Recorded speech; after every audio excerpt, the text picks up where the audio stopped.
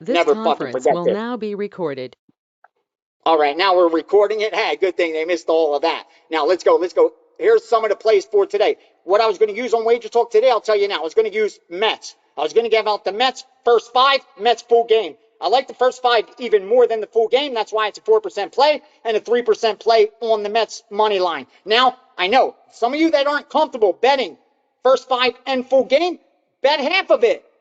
Just make it a 2% play on the first five, 1.5% play on the full game. Dude, I'm telling you what I'm doing, what I'm comfortable doing, how I manage my bankroll. But you're grown men and women. You're not in this room by accident. You're in this room because you're sharp. You know that this game's beatable if you have a source with winning information and you manage risk correctly. And you've gone past all that nonsense on social media about picking winners and predicting outcomes and all that nonsense and repeating stats that are not proprietary and are available to fucking everybody. So if they're available to everybody, they are not helping you. That's what I can promise you. It's kind of like the stock market. Everybody's looking at the present, talking about today. Let me break it to you. Today's already priced in. The present's already been priced in. You need to bet against the obvious. You need to think into the future. You want any shot at making money, you need to think into the future. That's the bottom line. If you invest like conventionally, not today, it's not going to work. Forget about today. You got to look ahead. Today's priced in. It's already priced in. So Mets first five, Mets for the game. I also was going to give out the under 7.5 in Baltimore and the White Sox.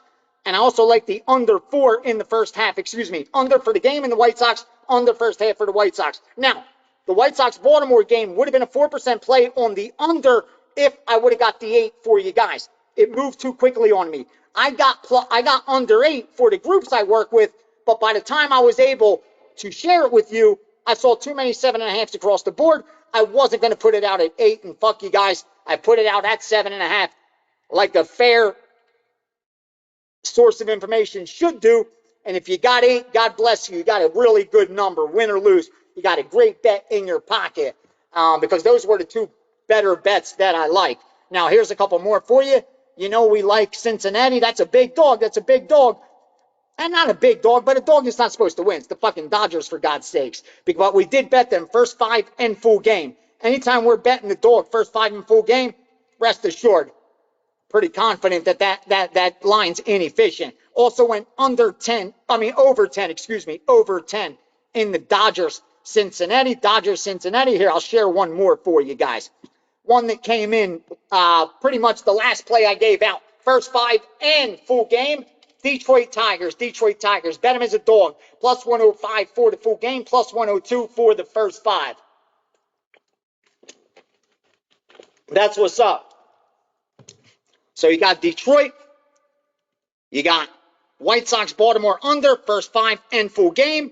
You got Cincinnati, first five and full game. You got over 10 in Cincinnati. You got the Mets, first five and full game. Fuck, I'm just giving away the store. Just giving away the store. Here's two sides that were mine. Not from any of the groups. These are ACE approved. Tampa Bay, LA Angels. I told you guys, I do a lot of baseball myself. Not a lot. I'll say 80% comes from the syndicates, 20% comes from the man that you're looking at right now. And the way I do it, I haven't kept it a secret. I simply look at Pythagorean wins. I gauge Pythagorean wins, Pythagorean losses. And what does that simply mean? Based on runs scored and runs allowed, how many wins should the team like that have? And I compare it to how many games they've won so far. So let's say the Pythagorean win season total shows they should be 20-20 right now after 40 games. Let's say, hypothetical number, I'm saying 20-20. But I look up and that same team is 30-10. Now I know they've outperformed the market. They've outperformed their expectations. They've definitely outperformed their runs scored, runs allowed, which that's how you win games, right? So they shouldn't have won that many games. What does that tell you? That tells you they got lucky. What do we know about luck? It doesn't last. Losers depend on luck because there's no such thing. There's no such thing. You create your own luck. You bust your ass, you work hard, you manage your risk correctly, you make money. You party, you're irresponsible, you live above your means, you keep your bankroll in your front pocket, you're going broke. You don't need a psychic to tell you that. That doesn't, I'm not looking into the future. That's just obvious common sense. So there's no such thing as luck. Throw that out the way. But there is a such thing as randomness. And in the short term, there's a lot of random occurrences. That's how we gauge good luck and bad luck. But all it is sheer randomness. And what usually happens? Everything reverts towards the mean in a bigger sample size. Kind of like my ex-wife was a piece of shit. Let's just put it that way. It's a great story. So let's just say that's what I think. Now, she does something nice. Let's say she does something nice. You still got to zoom out and look at the big picture, the cumulative. So you can't just look at that and say, well, maybe she is a decent person. No. You can't let that shit fool you. Can't let that fool you. But now getting back to that, because real life lessons. This is what I did. And I'm going to share something with you guys today I haven't shared. This has cost me more money than you could ever imagine. Close to, this is not bullshit. Like, forget 6 figures. We're close to 7 on this mistake cost me. You guys know I came to Vegas with nothing. No one was supporting it. I came out here with $600 in my luggage, straight from fucking Athens, Greece. I knew the game, knew the players. It didn't take long. You know that. Had family and friends back in Philadelphia that stepped up, and one thing led to another. You guys know the story. But along the way, when I got first hooked up with my ex, I had nothing. In fact, it appeared to me she had more. She was a little older than me. She actually had like a real job and shit. Looked like she even had I didn't even have a car back then, bro. You know what I mean? Like I had nothing. I was good looking. That's all I had going for me. And I was ambitious. I was very ambitious. But here's the mistake I made. I trusted enough to put pretty much everything in her name. And what happened was, for certain reasons that weren't like because of fighting, we divorced pre-getting divorced for fighting, if that makes sense.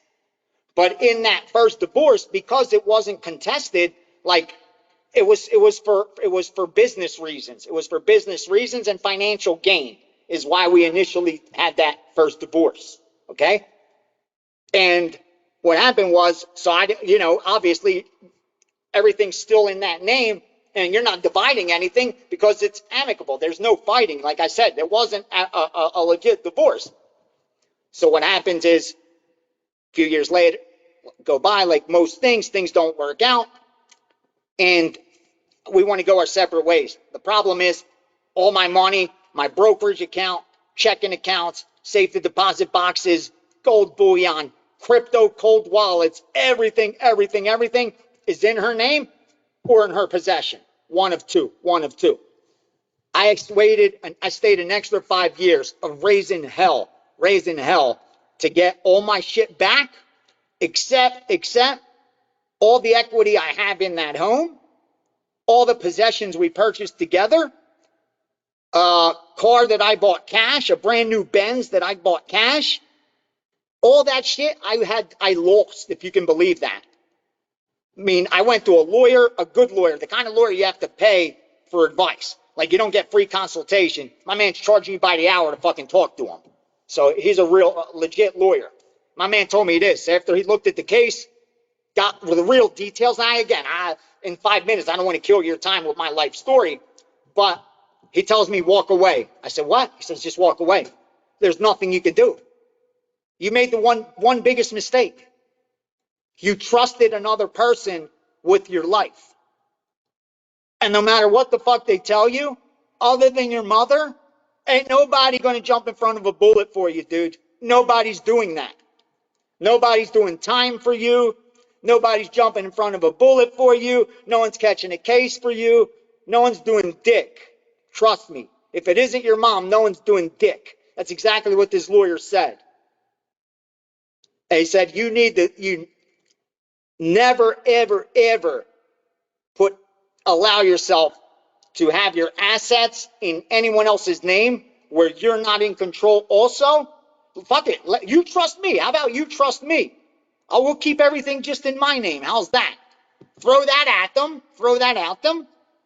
Since that's not going to be okay, believe me, you're going to be able to get your name on everything. Trust me when I tell you, fellas, ladies, especially ladies, because I know the world's changed. There's not as many traditional wives as there were in the past. So a lot of you ladies do work as well. Have full-time jobs, even make more money than your husbands. I'm sure of it. There's a ton of women out there that are extremely successful. But there's also still that we're not there yet, where I'm sure more households, men may be more in control of the finances. If that's the case, ladies, put your name on all that shit. Trust me. Again, I don't want to go long. This is sports betting stuff about me complaining about my past, but this isn't that. This is a warning shot to all of you that things could change very well. You could be so happy and in love and everything's great, and you could believe in everything she's telling you, and it could appear that way on fucking in paper and in real life. Even her actions showing you everything, but you're not there all the fucking time. You can't be. You don't see everything. You don't hear everything. And it's just very, very, very difficult, if not impossible, to trust anybody. So eliminate that from the conversation so you don't even have to have trust. Put your name on shit and you won't get that kind of money stolen from you like I did. And, again, like he told me, it's a lesson and it's an expensive education, but now moving forward. Don't ever fucking get married. Or if you do, make sure she makes more money than you or she signs some fucking paperwork. One or the other. But on to the next. Let's see some questions. Don't worry, Better. Don't worry, Jewish Better. I love you, brother. Jump on anytime, bro. Are you kidding me? That's not a problem. It's not a problem. I'm a fan of you. I'm a fan of your work. I'm a fan of your work, brother. I wish I just had more time to be on social media. And seriously, guys, girls, thank you for listening through that. Seriously, I went through hell with that, bro. There was a time, and I'm surprised that I was winning over those 5 years. Like, I was in a dark place. That's why you didn't see a bunch of content. I wasn't on bet on it anymore. Like, I almost wanted to self-destruct my businesses because she had become economically dependent on me. So she wasn't going anywhere because she was financially dependent. That's where those last 5 years I got stuck. Don't let that happen to you, where someone becomes financially dependent on you and you get yourself fucking stuck. Believe me, it could happen very quickly before you know it. So be very cautious. And as much as you want to trust, like you want to, it's just a human nature. You want to believe people. Like, you want to believe so badly. You want to in people. I'm telling you now, just telling you. The people you least expect and would think you would trust the most are most likely the ones fucking you first. I hate to put it that way, but in my life experience, that's what I found out. It's usually always the case. The ones that you're sure aren't and are convincing you they're not, it always ends up. It happened with me.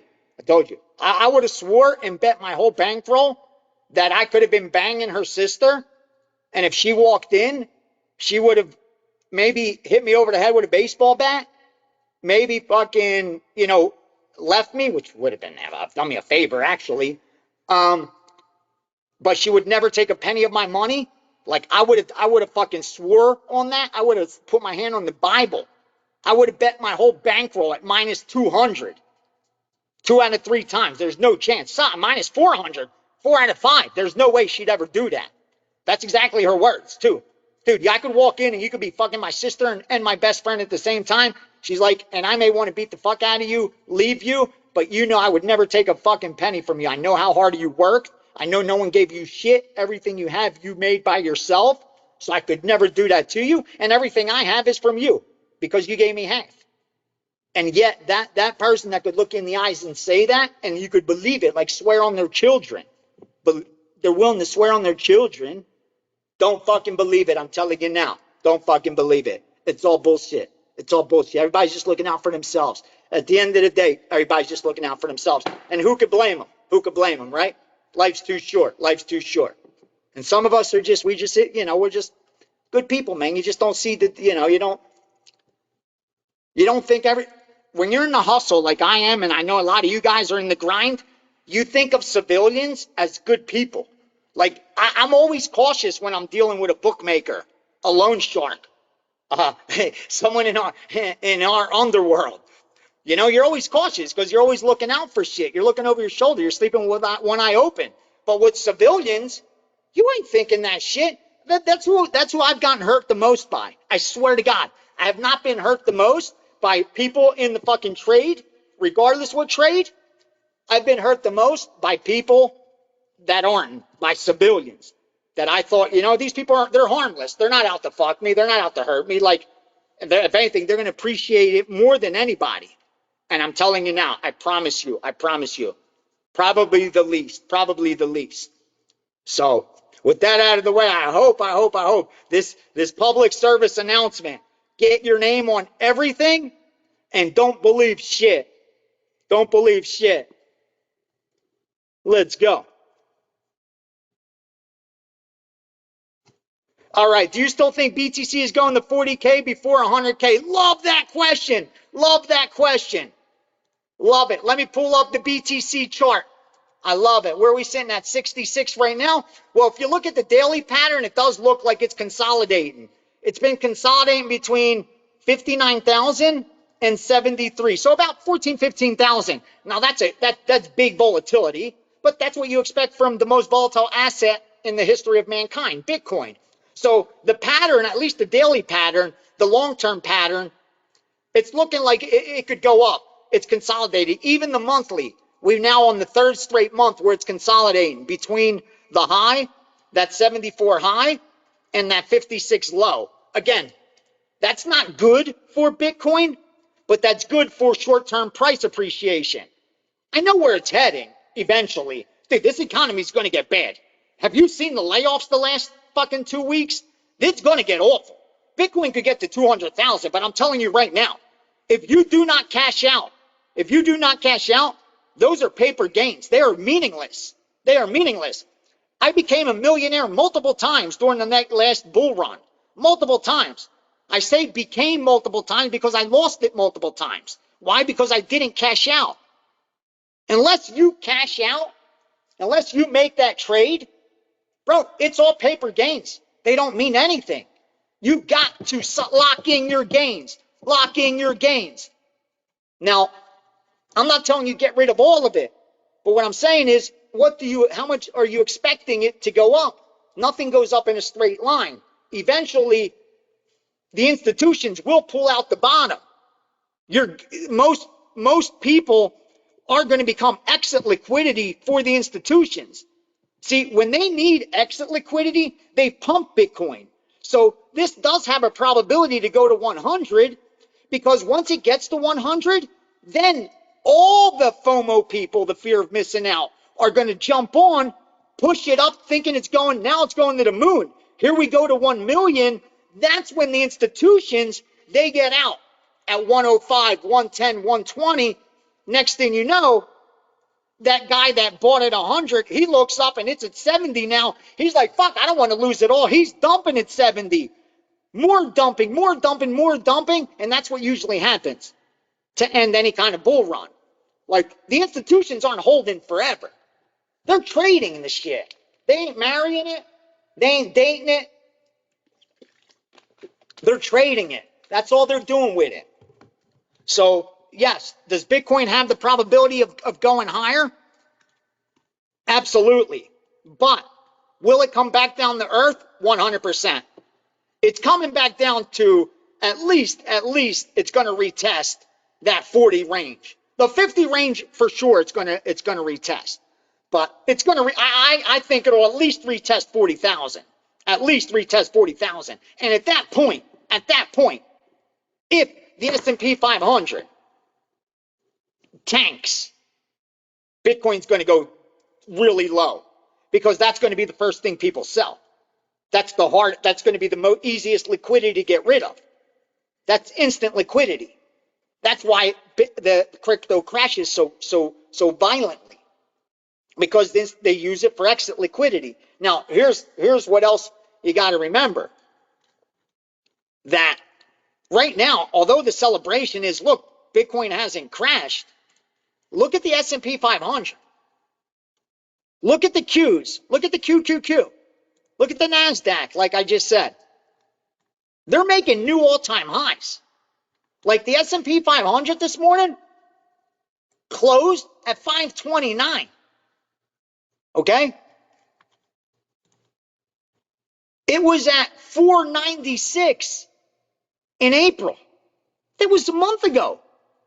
A month later, it's at 530. Okay? So what's that? Close to a 10% gain? Like, and more importantly, go back further. How much it's jumped. The thing that I would worry if I was a huge Bitcoin proponent right now is that when you're seeing the S&P making new all-time highs, the Q's making all-time highs, why isn't Bitcoin making new all-time highs? Like, why isn't that? I get it. It's come close again. It got back up to that 72 range. It didn't get back up to that high that we got. It didn't get up to that 73.8. Why? Why hasn't it gotten up that high if the S&P's continuing to create new records? The Q's new records. That would make me a little nervous. That would make me a little nervous if I was waiting on Bitcoin to get to 300,000 like I know a lot of people are. So yes, I do believe we will see 40. I believe we may see even below that. Can it get to 100 before that? Possible. I don't think probable. I think we're going to see another double top like we saw in the last crash. I think we're going to see 74, 75 again, and I think that may be the double top, and we may see the crash after that. Depends how far away it is from the election, and you know they're propping this shit up till then for sure. I understand the game, but what do you think about bettors giving out free picks that they would never actually play themselves? Great question, Money. Great question, Money. What do I think? I think it's gross. I think it's disgusting, but I'm telling you right now, 9 out of 10 sports betting influencers are doing exactly that. I could tell you this as well because I've been in the industry a long time. This factual. At least 50%, at least 50%. I could probably stretch it to 75, but I don't want to go that far. But I can tell you with 100% certainty, at least 50% of pick sellers on the internet do not bet. You heard it here first. Yep. They'll have you bet, but they ain't betting. They're making their money selling picks, bro. They already found out they can't win betting sports. Why do you think they're doing that now? See, some of us, it was the opposite. I was winning betting sports, so the door's open for me to sell my information. With most, it's the opposite. They lose betting sports, so then they find out another way to break into the industry where they don't have to win and they could still profit from watching Sports Center and talking about sports all fucking day. That's just me telling you the truth. That's just me being fucking blunt, honest. That's what happens in this industry. But there are guys like, look, Crack, same thing, Crack Man. He bets for real, big money, double-fisted money, moves lines. Sure, now he offers his service. Why? Because he proved he won. There's a handful of guys out there to do that, like myself, exactly, just like me. But there's so few of us, bro. There's so few of us. The majority are selling picks because they realize they can't be in the industry as sports bettors. So they're pick selling, or they're influencers, sports betting influencers. You think they bet that shit that they're telling you with the lines moved like they do and 30 cents, 50 cents later? They know that shit ain't profitable. Come on now. Trust me. The only one betting their stuff is the ones buying it. I hate to laugh. I'm sorry. I don't mean to laugh, but it's just true. And if you don't know that in 2024, come on. You guys are smarter than that. You're not in this room by accident. Don't worry. We were going to go over the results in a second. What's the side on the NHL? Let's go. Let me look at it right now and see if I'm going to give it out. Let's see if I could confirm it. Great question. Yeah, that Dallas side. If it gets up to 7, we're taking Dallas. I'll tell you that right now. At 7, I'm taking Dallas. I don't give a fuck. Let me see this. I was looking at the Florida Panthers side. I'll just tell you right now. I never hold out on you guys. I don't hold out.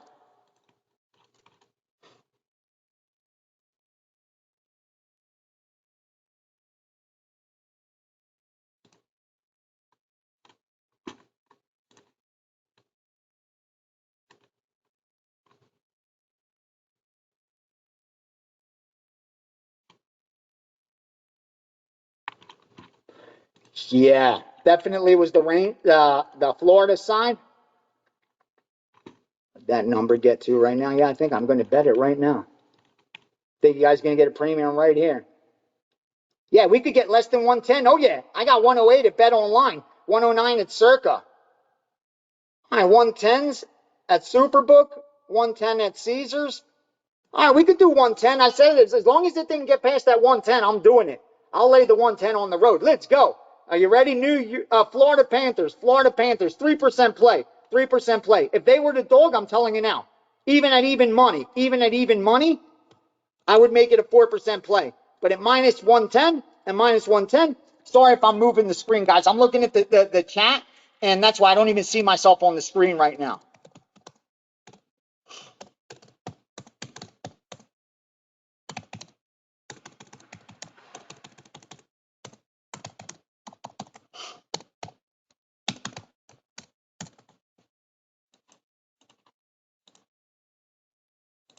All right, that is out. Hold on, I got to bet it too. I gave it to you guys. I swear to God, if I could pull up right, I shouldn't say God. I say that too much. I say I swear to God too much. Not good using the name. Not good. I think it's from force of habit from young. We always used to say that, you know.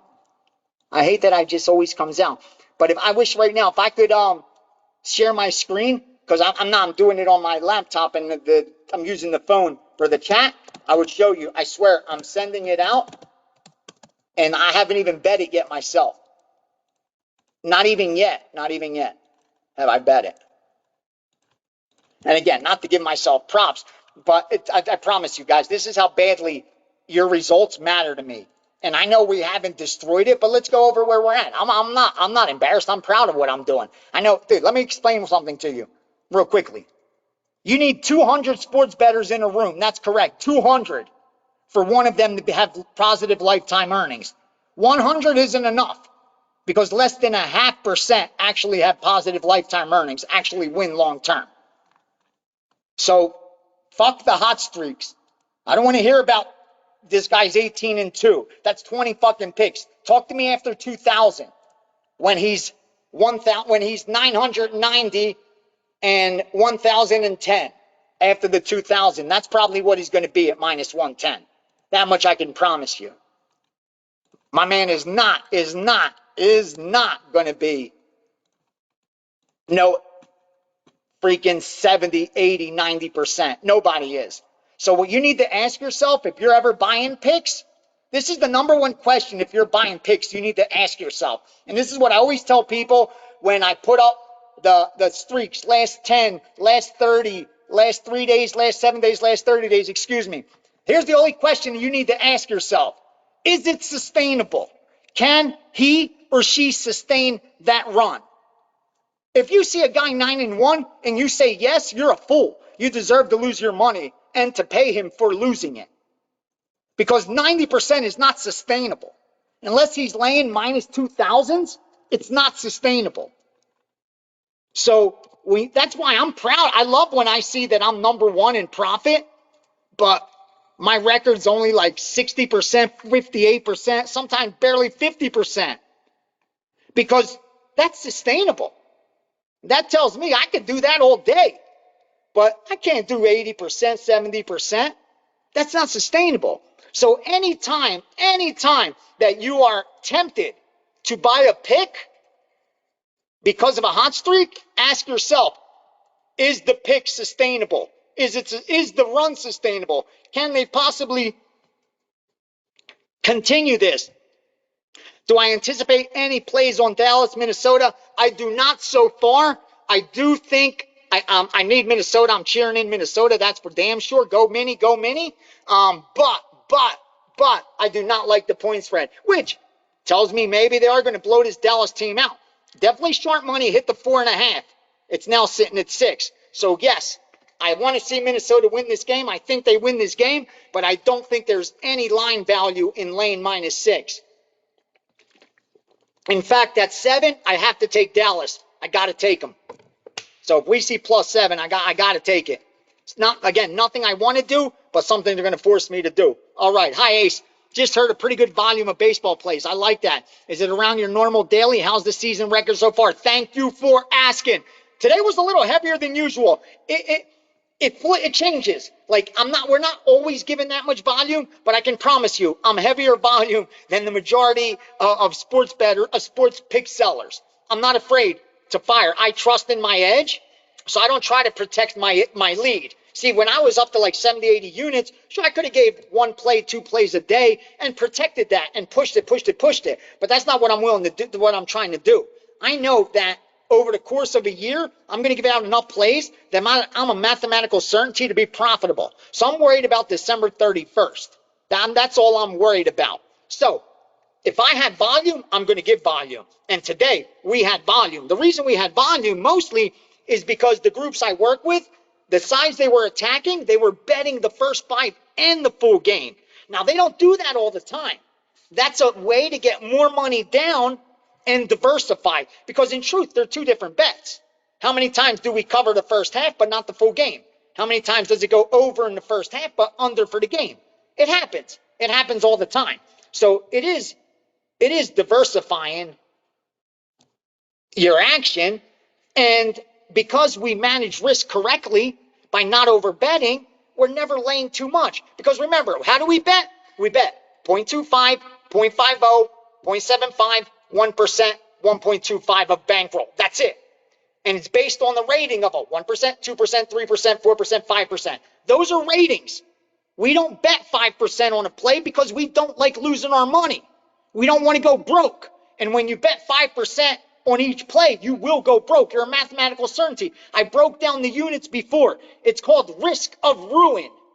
If you have 1,000 units, your risk of ruin is 1%.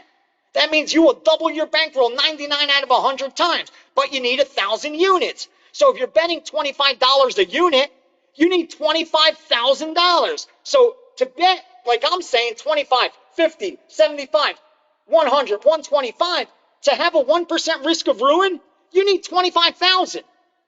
How many bettors out there with $25,000 in their fucking sports betting account are going to bet at 25 bucks or $75 on average? That's my 3% play, 0.75, or even the rating of a 4%, which we bet 1% of 25,000. What's that? 250 bucks? Oh no, what am I saying? Yeah, how 100? Right? Well, how much are they going? Well, 100 bucks. What the fuck am I talking about? That's not going to get them off, right? But listen, you could go 500 a unit. All you're doing is increasing your risk of ruin. Remember, 2 pieces of the puzzle: bankroll, bet size. Bankroll, we adjust. You want more per bet? Increase this. Don't increase this. This is bet size. This never changes. 0.25, 0.50, 0.75, 1%, 1.25. That's it. But you're saying, wait, Ace, I have 10 dimes. I have a $10,000 bankroll. You gave out a 4% play. 4%? That means it's only 1%. What's 1% of 10,000? 100? Ace, you want me to bet $100 on your bomb? $100? Yeah, that's exactly what I'm fucking telling you to do. Bet $100. Why? Because I want you to celebrate with me on December 31st. I don't want you to be that guy that gives me their money and loses their bankroll. I don't need your money. I promise you, I don't need your money. Like, we all need money. All of us need money, myself included, especially after my ex took all that shit from me. It stings. It's going to sting for a while. So please let me rant and get it out of my system. I don't have anyone to rant to. I need the fucking rant. So please give me that opportunity. So again, like, you need that. Get it. Sometimes you got to get it out. But that's, like I said, the risk of ruin, you determine that. Once you're a winner, you can decide what your risk of ruin is going to be. I could tell you right now, if you only have 400 units, you're going to double your bankroll about 6 out of 10 times. You're going to lose it 4 out of 10 times. That's just the facts. That's just the facts. And how many people out there are betting the wrong way? I'm telling you, my goal is to make you guys money from this information. But you gotta fucking trust. Last year, listen, when I started this in around this time, probably before this, around April, March, April, what happened? I got hot. I crushed it. People were jumping on board. All right, Ace is the new ATM, the next ATM. I gave it out for free the first 2 months, I remember. At least a month, I gave it for free. I crushed for people, okay? I went cold. I went cold. And I begged, because so many really good people like Ernesto, I knew signed up for the entire year.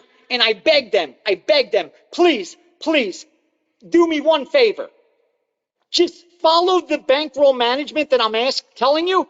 And after a fucking year, if I don't produce a profit, tell me to go fuck myself and never fucking follow my shit again. You could personally, I will give you my phone number and you could personally tell me to go fuck myself for lying to you. Because it's not going to happen. I knew what was going to happen. I knew exactly what was going to happen. That eventually the information is going to produce a profit. Why? Because we're going to bet enough games to have statistical significance. And that's exactly what happened. And when the dust settled, what did we do? We increased bankroll by 80%.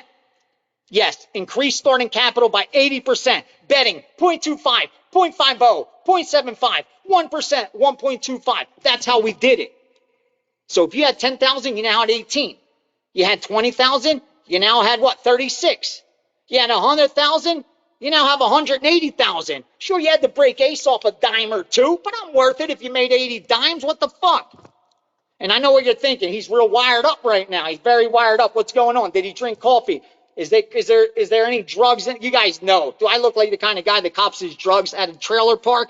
I hate when people write on the bashers, what's the guy on Crystal? No, of course not. Trust me. I don't even drink. The people that know me well. They'll tell you I don't even drink. With that said, sure, I used to fuck around. I partied more than most. Shit, we should have a chat where I tell you some party stories. Listen, I came here 26 years old. Like, with nothing but Vegas in front of me, hustling, making money. I was out at night. So, believe me, I partied. I'm not telling you I haven't. But what I'm telling you is I can promise you, over the last 20 plus years, or at least since everyone in this industry has met me, has known me, I have not touched a single drug other than marijuana. That's it. And if what weed gets you like this, I want to find me some. I use it to slow me down because I'm so wired up.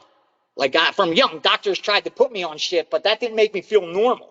Even like 3 years ago, because I was 4 years, I was having trouble with my ex. She's like, dude, you need to be fucking medicated. You're nuts, right? You're such a good manipulator. I said, fuck it, maybe. Maybe I'm fucking nuts. That actually went to a fucking doctor. Rather than tell me, hey, bro, what's going on? And for me to say, dude, I hate my fucking life. I can't stand the woman I'm with. I ain't in fucking love with her. I don't even like her. And I just want to get the fuck out of there, but she's financially dependent on me, and my shit's in her name. What the fuck do I do?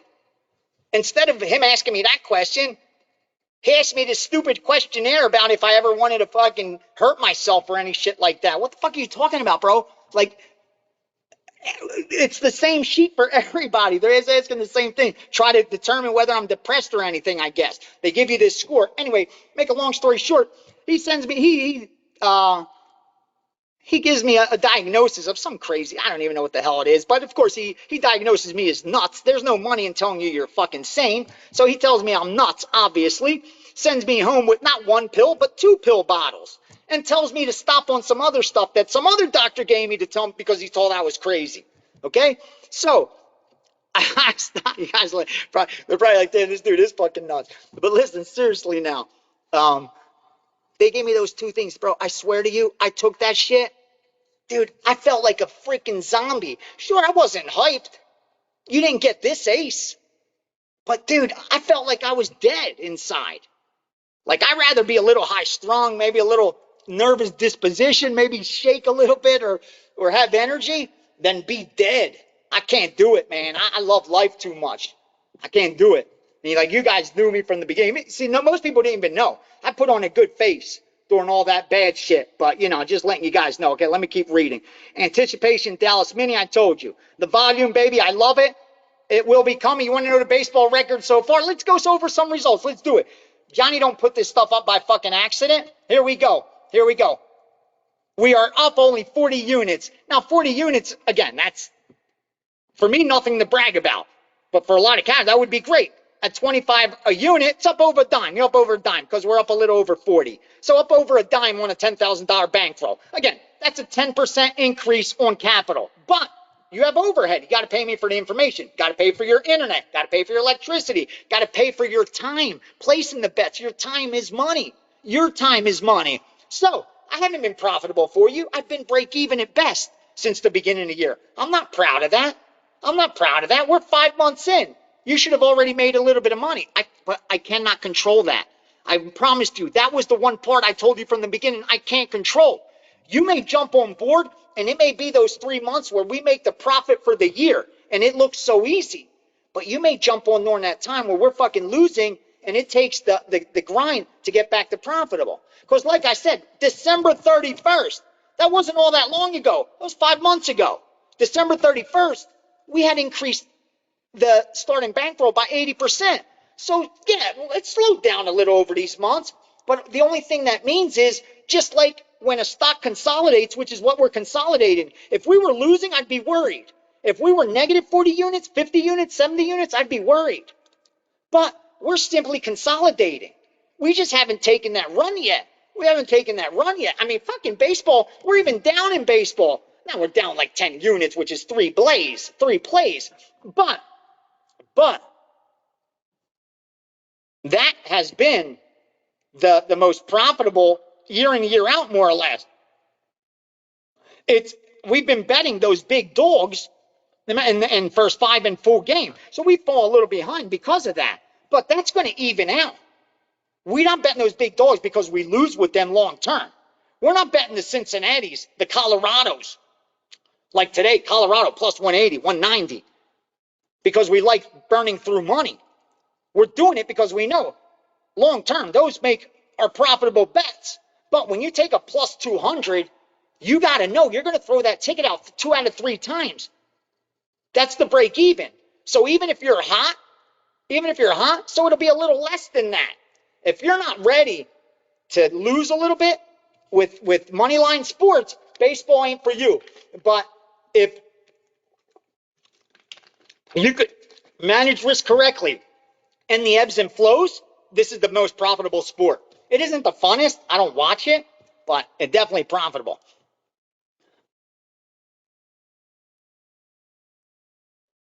Thank you, brother. Thank you. I don't have any early UFC. Here's what I can tell you. Yes, actually, I do.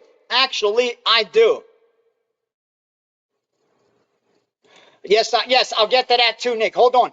Actually, I do. Let me get to the UFC. Yeah, this is a good question. I could tell you. All right, we're talking UFC 302, UFC 302. Here's what I can tell you. This I know 100% is sharp. And the line, I'd be surprised if it was still there. Where is that one? Zaleski over Brown. Yeah, Zaleski over Brown. You want to take a look at that one? Nick Kalikas passed that one on to me. I was asking, why isn't Brown higher? Why isn't he up to minus 200? See, we're doing a UFC on the line next week, so we had a production meeting yesterday. And we all get on the phone with the producers, and we go over the fights, and we give out who we like for the fights. So they create the script and all that shit. So there's a lot that goes on to one of those shows. So the fact that we've been profitable is so fucking great.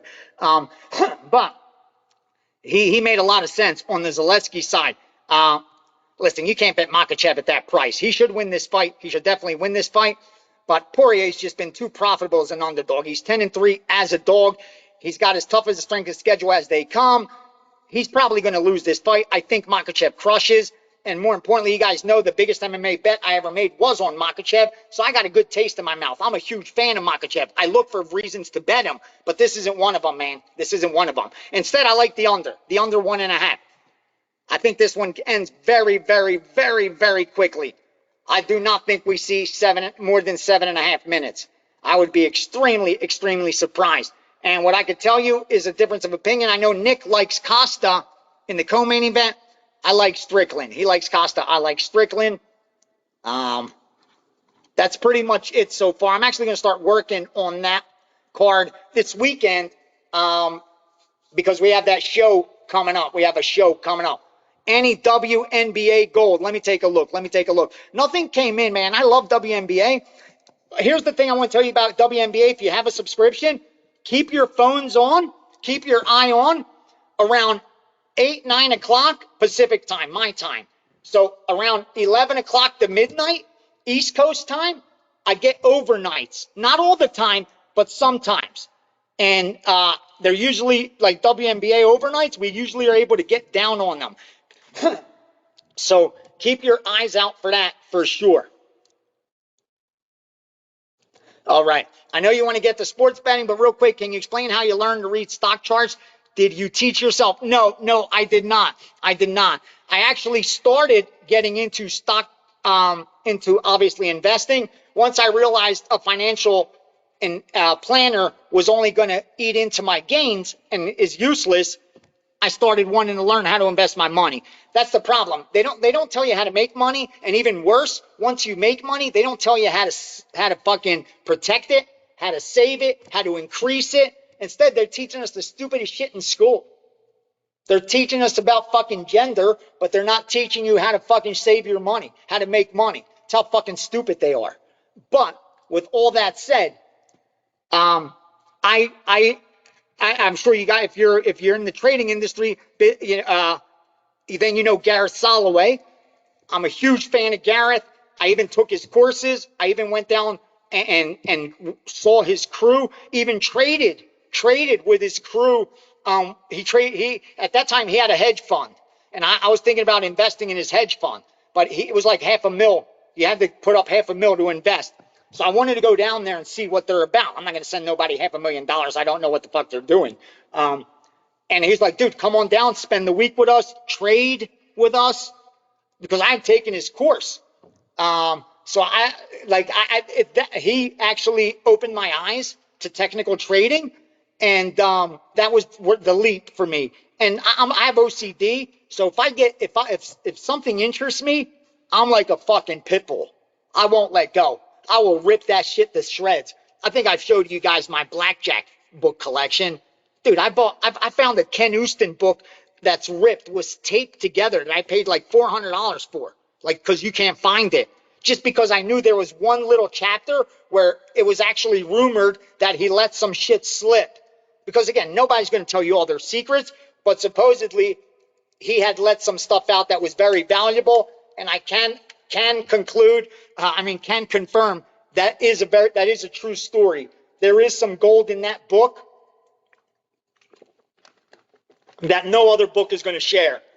No other card counter is going to tell you. So that's how I've done with stock, and I just love it. I'm on TradingView all the time. I'm drawing lines. I'm Fibonacci retracements. I'm huge. The most trades I do are on bottom and tails, top and tails, and I look for fibs. For some reason, Fibonacci works everywhere. It works in natures. If you look at a tree branch, if you look at flowers, petals of a flower, you look in math, Fibonacci just works everywhere. Some laws in the universe, we just don't know why.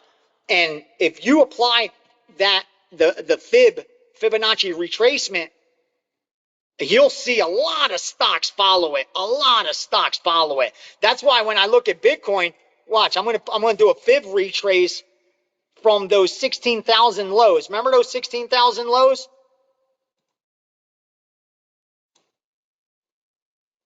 I'm doing it right now. I love you guys. Was that back in October of 2023? So we're going back. We're going back to October of 2023. If you put your fib extension right now, what you will see wow, amazing. At exactly 60,000,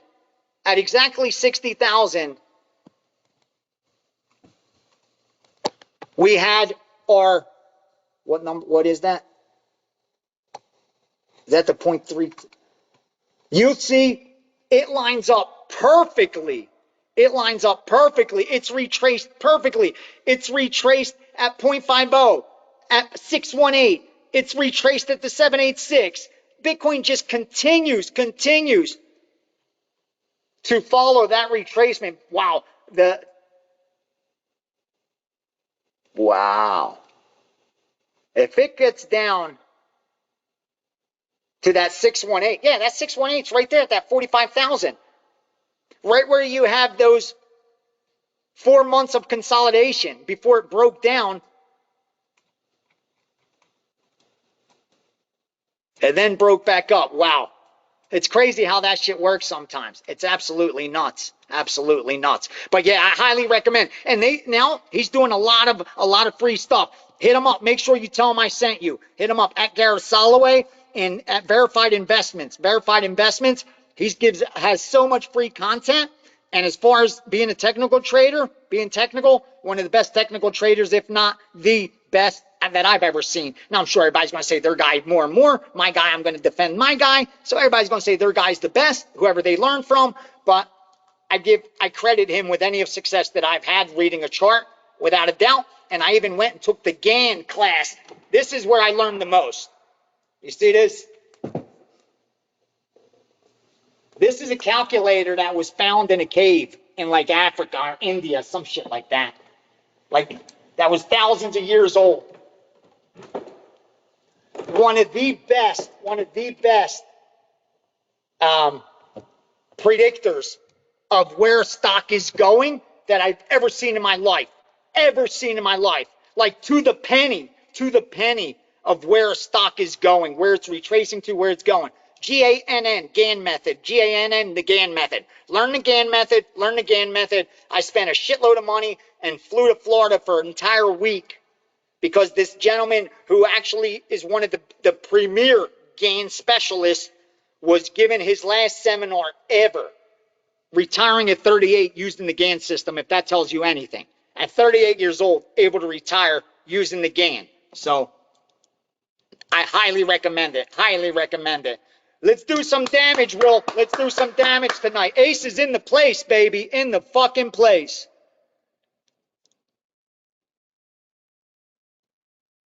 Why are those sharp books giving you the best price on Florida? Great question.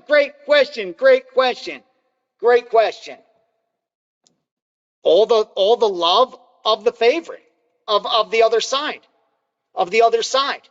There's so much risk on the other side that a sharp book says, let's entice someone like Ace to come in.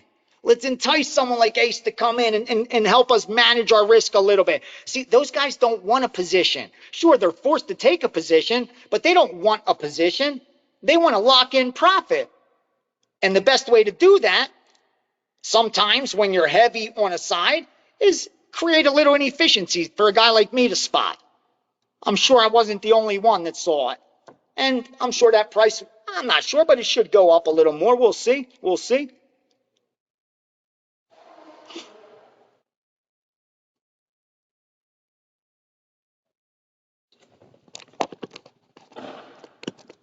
All right. Some said MLB is very tough because of the volume of games each day. How many MLB games should we wager in a day or week? Great question, Patrick. If you are betting, if you are following my risk management system, you could bet them all, because I've already taken into account the percentages. I have never, ever had any of my guys put out more bankroll than they have, let alone have I even urged them to put out more on a single day than I'd be comfortable with. Now, when you see that volume like today, let me see today. How many games did I bet today? How many plays? I'm going to count them real quick. 1, 2, 3, 4, 5, 6, 7, 8, 9, 10, 11, 12, 13, 14, 15, 16, 17, 18 MLB plays. Now, that's because a lot of them are double, first 5 end the game. But regardless, 18 MLB plays, okay? Now, even if they were all 4% plays, even if everyone was 4%, we would still be only laying, remember, 4% play is only 1% of our bankroll. Remember, 0.25, 0.50, 0.75, 1%. So even if everyone was a 4% play, right, we would still only be putting out, what, less than 20% of our bankroll spread out everywhere?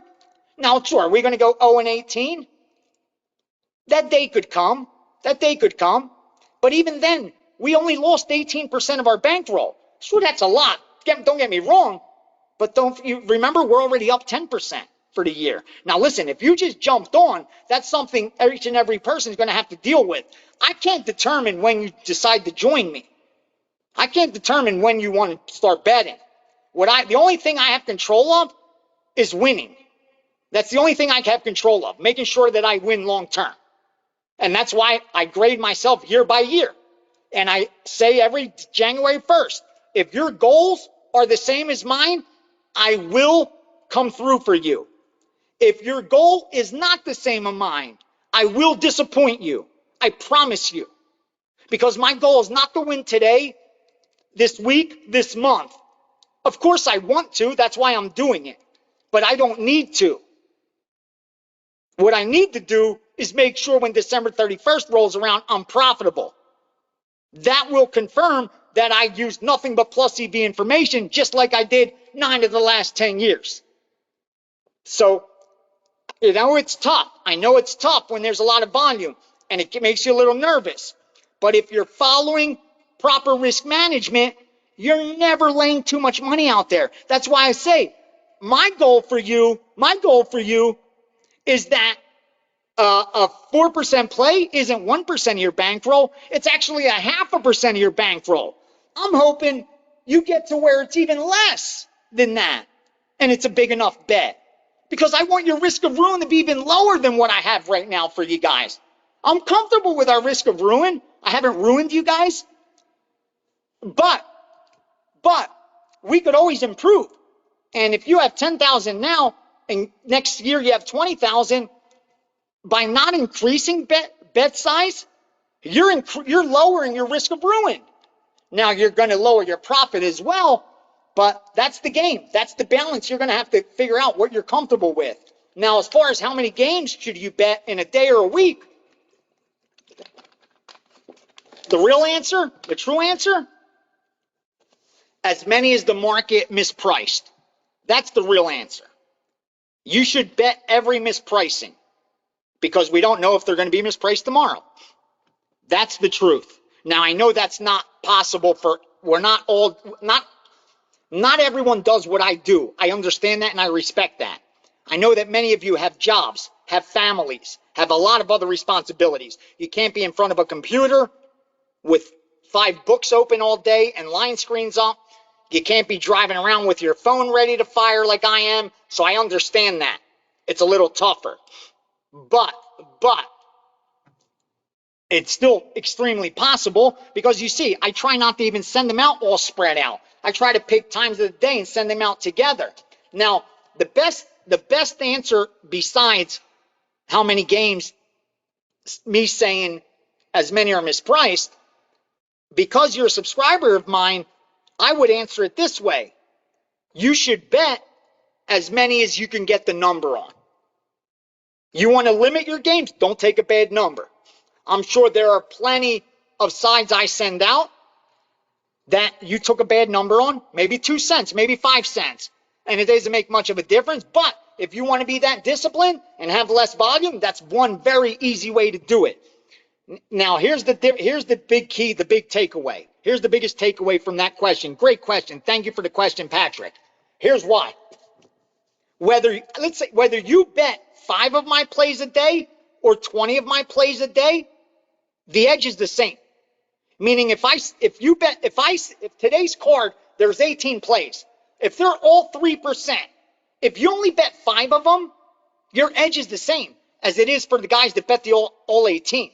They don't have a bigger edge than you. Your edge is the same. The difference is the guys betting all 18, they're going to recognize the long term faster. So randomness will affect their results less for less time, because they're going to get to the law of big numbers a lot faster than someone betting 2 bets a day. See, that's why you see hot streaks, because them hot streaks have no statistical significance. 8-1 means nothing to you. It should mean 0. It should mean nothing. But in the betting world, it does. We've taught it to mean something. That's the problem.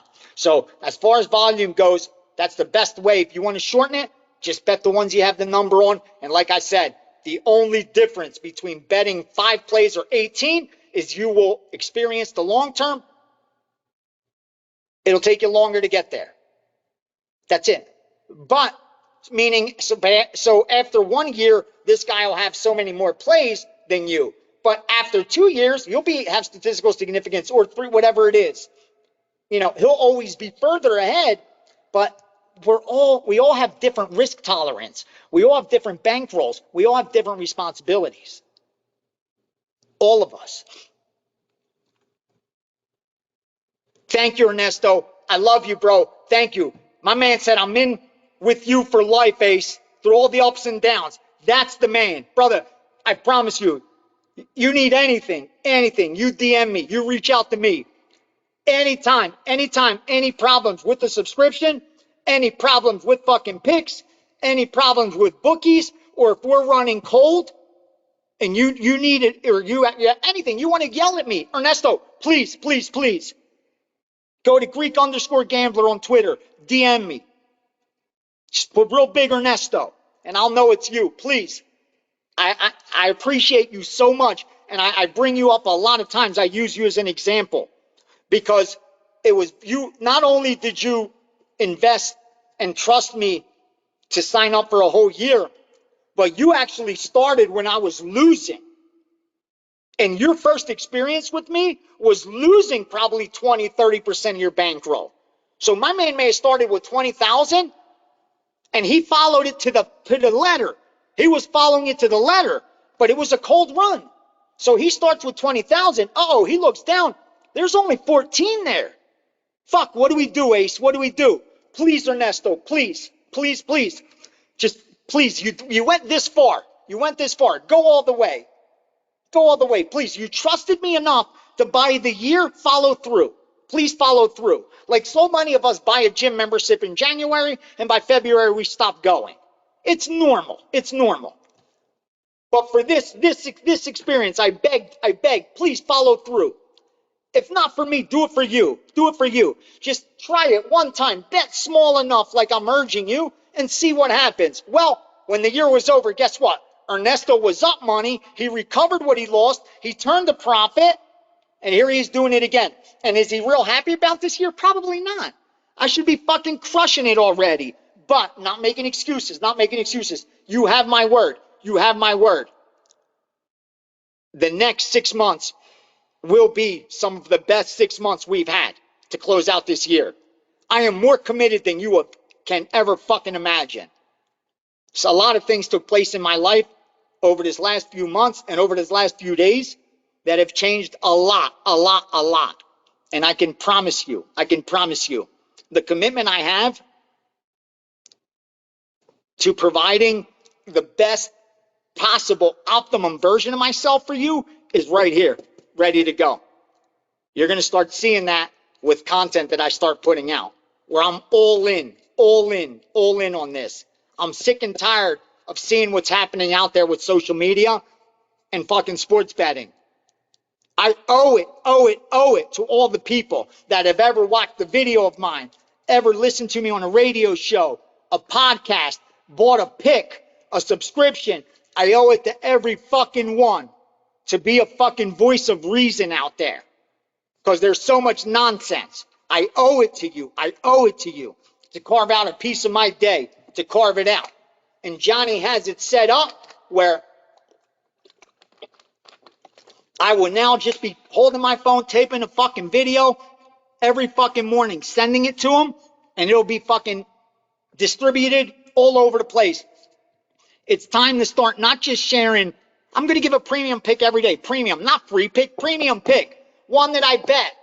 4%. Whatever I bet early, that's what they're going to fucking get. But more importantly, I'm going to talk straight. I want some. Give me right now. If you got, by the end of the day, I need to come up with a name for this video. Now, Johnny said, let's call it the daily dose. I said, bro, they already think I'm a drug addict. Please, no drug references. And he laughs because he knows I don't even drink fucking liquor. I don't even drink alcohol anymore. Again, that's not a brag. It's just the truth. I just don't. I don't like how I feel when I'm not 100%. I'd rather be like this because I know who I am and I'm comfortable in my skin, being all fucking wired and nuts, than being like in another state of mind. That just isn't me. I even feel I smoke more weed than I should at times when I'm off, and that's not good. I don't like my mind. I like it to be fresh. I like it to be fresh. You know what I mean? That's my biggest goal. All right. And that's why, man, I'm telling you, I do this for guys, I swear to you, for guys like fucking Ernesto, I swear to God, of course, I like the money. You don't think I like this extra money? But I tell you the truth. I don't lie. I don't front.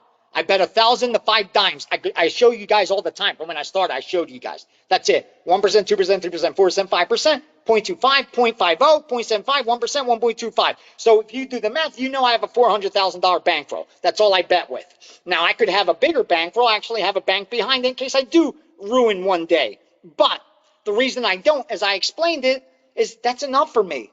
Meaning, by me trying to get down 2,000 to 10,000, that now gives me more exposure. I got to deal with more agents. I got to deal with more bookmakers. I got to deal with more runners and cryptocurrency fucking exchanges. And it just increases more work for me also, not just more money. So I've realized, listen, I'm comfortable with this. Last year, I made 80% on that 400,000. That's over 300 grand. Again, that ain't millions of dollars, and I'm probably leaving a lot of money on the table. But for someone like me, whose first job here was $5 an hour, fuck, 300 grand a year, pretty good fucking money. Pretty good fucking money. That's the truth. That's the truth. And anyone can do it. Anyone can do it. Anybody can do it. But that's why I do it for guys like Ernesto, because there's so much bad information out there. And the guys that are doing it, they don't mean harm. They want to win. I promise you, they're trying to win for you. It's not like they're just throwing any plays out there. They're actually studying this stuff. They're watching the games. They're watching the fucking preview shows. They're studying. They're buying the magazines. They're reading all that stuff. They're making it their real job where they're putting hours in. While other people are at work or with their kids, they're doing sports betting shit. So that's why I respect them, and they should be able to sell their fucking information. Sadly, though, we know that a lot of the information just isn't profitable. And you as the buyer has to beware and choose where those guys are winning. Look at Wager Talk. We have 50 guys selling there. I'm not the only winner. There's other winners there. There's other sharp guys there. Fuck, there's information that I pay for on that site. Besides myself, I'm not fucking lying. That's just being honest, keeping it real. But it ain't everybody. I'd be lying to you if I told you it's fucking everybody. It's not. It's not even the majority. I'd be lying there as well. It's not. But there's a lot of fucking gems.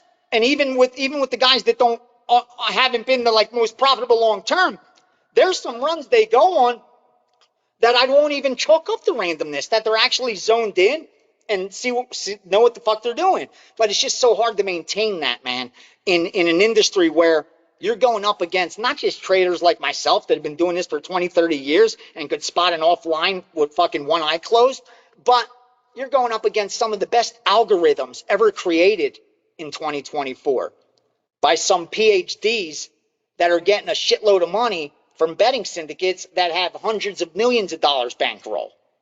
Not 400,000 like me. They got 100 million.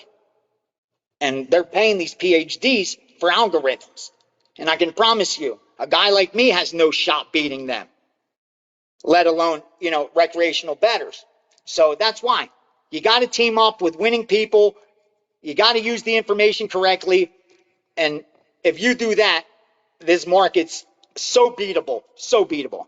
All right. I've been buying packages at Wager Talk for the last couple years, but notice that they took away the last 20 play section on most of the website. I liked the transparency before, but now uncomfortable. Any thoughts or insights on this? Great question. I would love you to send that to Wager Talk so Johnny can see it. I'm sure there's a good answer behind that, because here's why. They're not out to hide anything. Like, they're really not. Like, again, you're going to brag about the guys are winning. That's the business. You can't blame Wager Talk for that. Everyone else is doing that. And they have to keep the lights on. I asked Gianni today, actually, how many people are actually make their living at Wager Talk. You'd be surprised. You'd be surprised. I'm not just talking cappers. I mean, there's customer service. There's tech. I mean, they're all over the place here in Vegas, in Detroit. Like, there's overhead. So, of course, you're going to promote hot streaks and guys that are winning. That's the business. And don't blame Wager Talk. Blame the fucking the buyers. We're the market. We're the market. Like people complain about games of the year and big plays. Stop buying them. Stop fucking buying them. That's it. If you stop buying games of the year, they will stop putting them out. But if you keep buying them, they're going to keep pumping them out. Why wouldn't they? Why wouldn't they? They sell the most.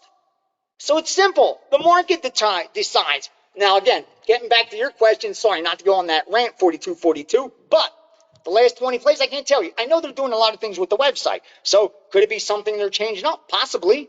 Could it be it didn't do much for them? Like, what's 20 plays compared to 50 plays, 100 plays, 200 plays? But then how can you do that for 50 cappers?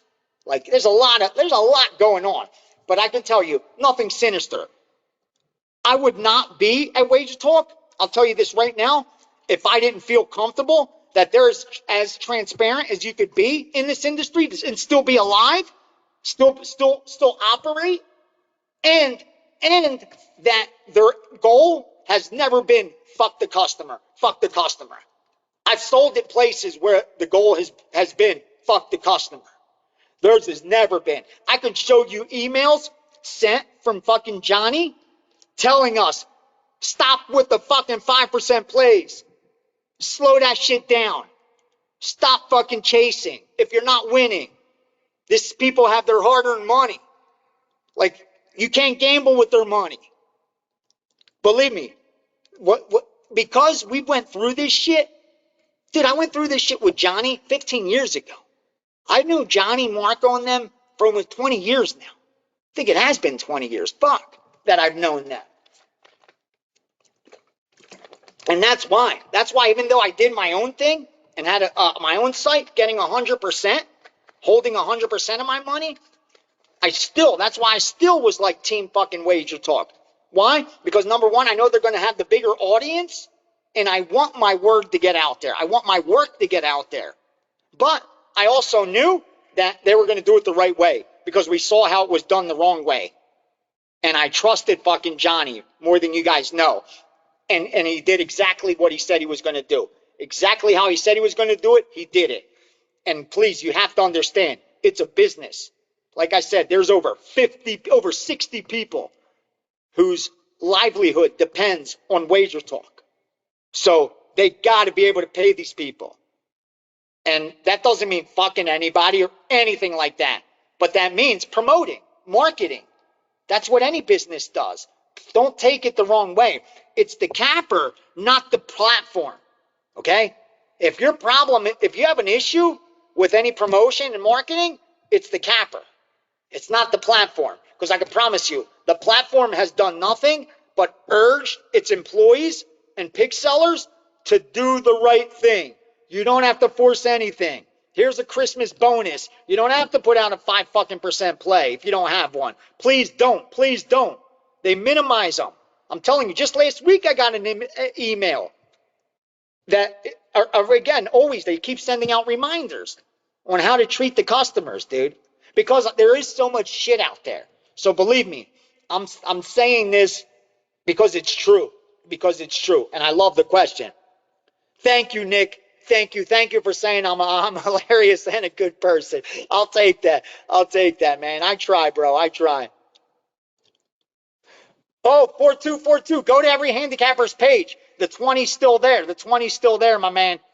Yeah, they just now are individual plays. There we go. See, I knew it. All right, WNBA Gold. Again, see, I go on these rants. I forget what I'm fucking talking about. Here we are, an hour and 15 minutes into a chat that was supposed to be 40. You guys do this shit on purpose. Let me look at these. I don't think I had anything in WNBA, did I?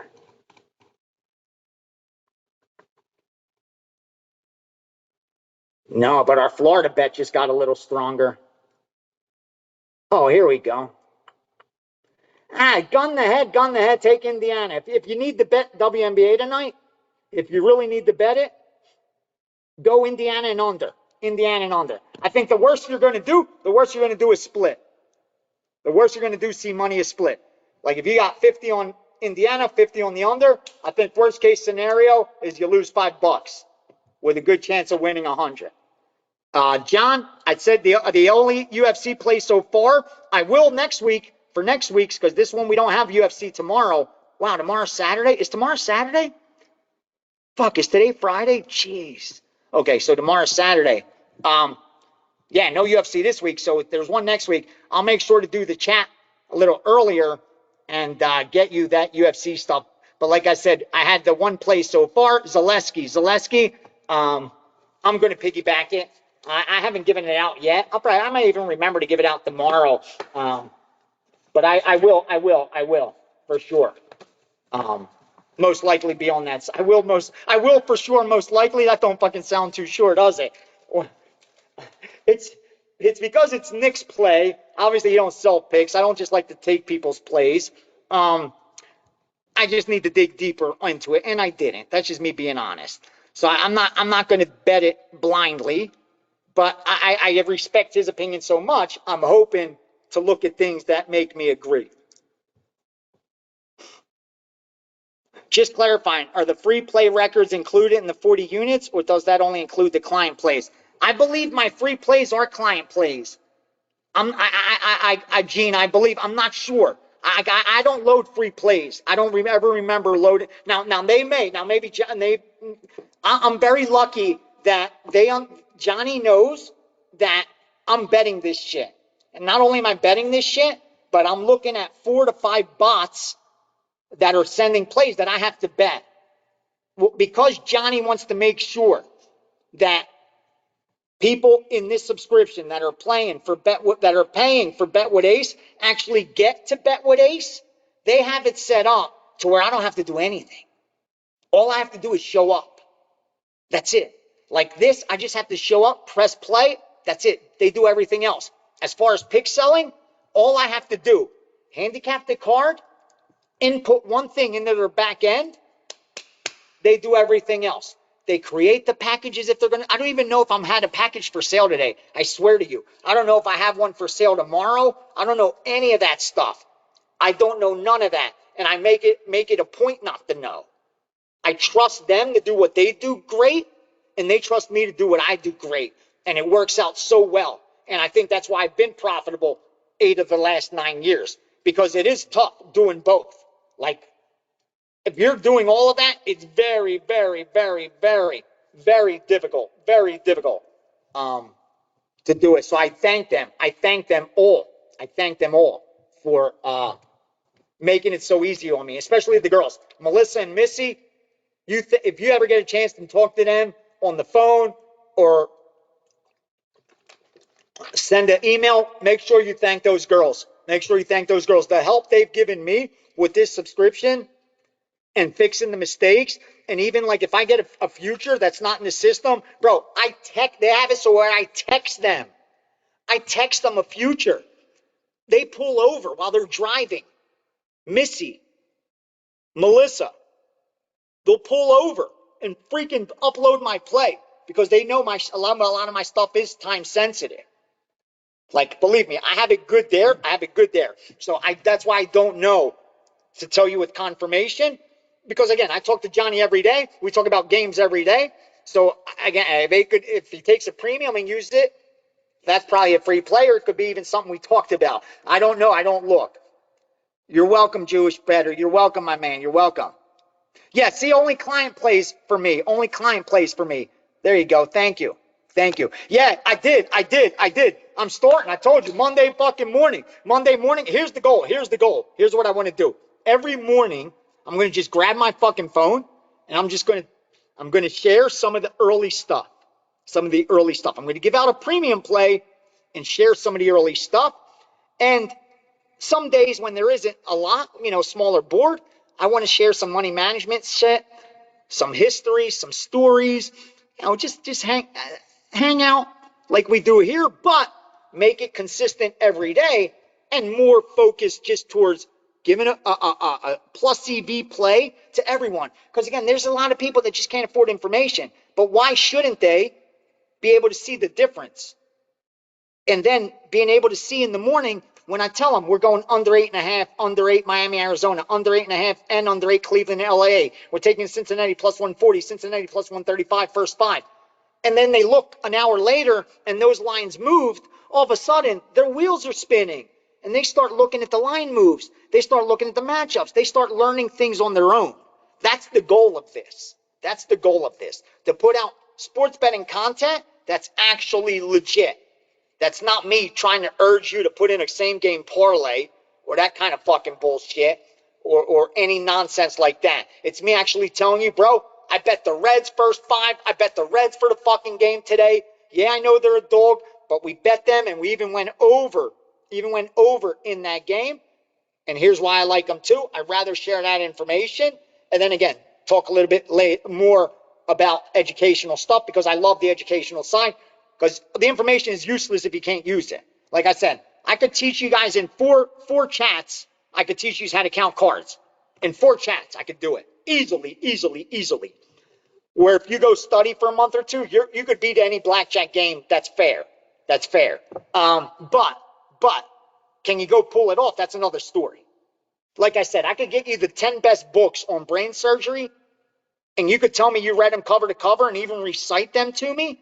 And I'm still not letting you open my fucking head. Like, unless you could put it into practice, to me, it's meaningless. So that's why I want the content I share to also help them with the plays that I share. Like, listen, if you ain't getting this number I'm giving you, don't bet it. You no longer have the same bet I have. Like, most don't even understand that. So I want to do that. And I'm really hoping, I didn't want to make the commitment because I only have so much time in my day.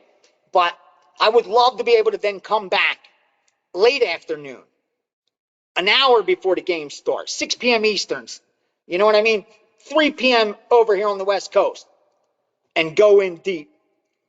An hour before game time, this is what happened. Share some buybacks. Share some things that we saw. Like, look, that one got dummied up. That wasn't legit. I talked about it earlier. I'm so excited about this shit. Like I told you, I'm putting everything else to the side. I've made that fucking decision. I don't give a fuck about anything else anymore. Work, me, and you guys are going to get the optimum. You're going to get the optimum for that. What side do I like better? Trump minus 140, Biden plus 135. The polls tell me lay the 40 on Trump, but, man, shady shit happens in politics. I remember last time, listen, I have no dog in the fight. I think they're all the same shit. I mean, one's worse than the other, but they're both bad. It's kind of pick the least of two evils. We lose either way. So trust me when I tell you, I don't have a dog in the fucking fight. I could give 2 fucks. Republican, Democrat, they're the same shit. Give me someone in the middle. And we'll never have that. You've seen what they're doing with RFK and the third party. Yeah, he'll get it. But listen to me. That's why I would say the minus 140, I don't think it's a lock, even with all they're saying.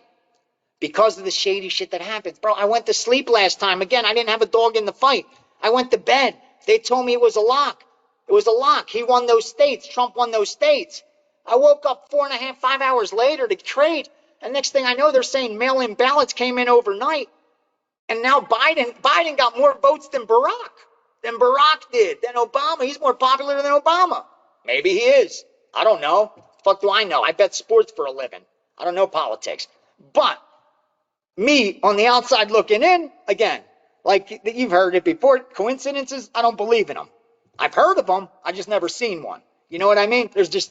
I've heard of coincidences, I just never seen one. So it's one of those things as far as Biden and Trump.